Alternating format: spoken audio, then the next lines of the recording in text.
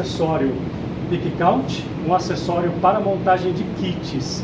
Ele é interligado à nossa máquina de embalar MV5X.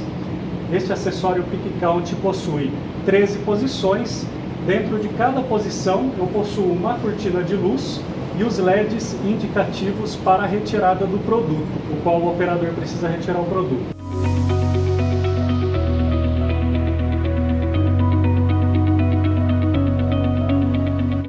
Eu vou fazer a demonstração para a retirada de um kit com 2 itens.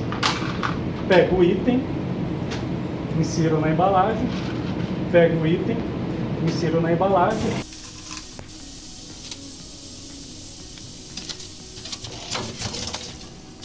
Automaticamente a máquina vai disparar a selagem. E aqui eu tenho o produto já impresso, com o parafuso e já impresso.